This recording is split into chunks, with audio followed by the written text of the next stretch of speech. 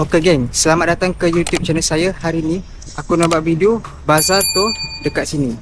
Korang tahu apa yang menarik ada di bazar Ramadan ni? Jom tengok video ni sampai habis. Sebelum itu, kalau anda nak tahu, sekarang saya berada di Bazar Ramadan Taman Yayasan Segamat yang terletak di daerah Segamat, Johor. Bazar ni memang antara bazar Ramadan yang agak popular dekat kawasan sini. Kalau tengok dari atas pun boleh nampak bazar ni agak besar dengan deretan kemah putih yang panjang dan banyak gerai di dalamnya. Jadi, jom kita masuk tengok apa yang menarik dekat bazar ni dan makanan apa yang boleh kita jumpa hari ini.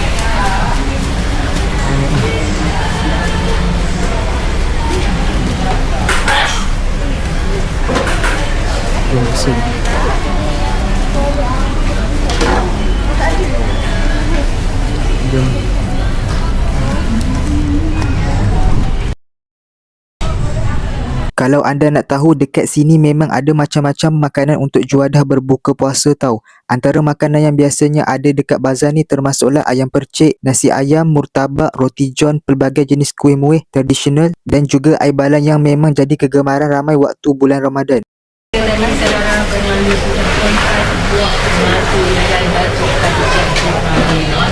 Bungkusan kesial kiranya malam, rindu dan air mata, potret kasih juga tadi lalu berjudul Pendam Sebuah Cinta.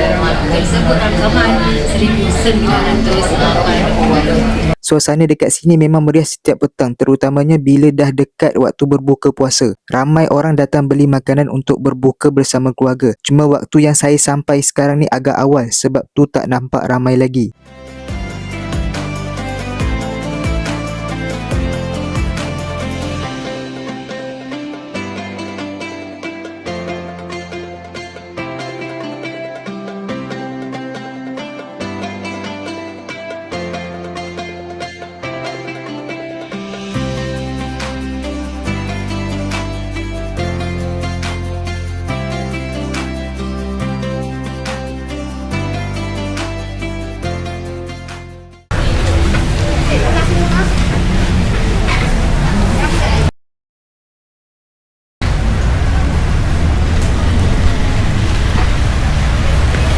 Mana kuah sambal merah tu kacang. Kacang tu.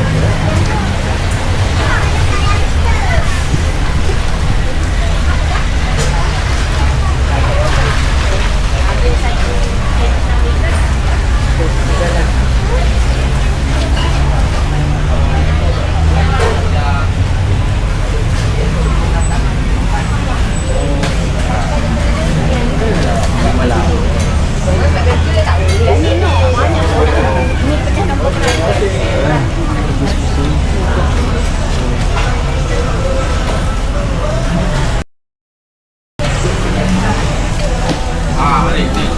Tapak dia letak.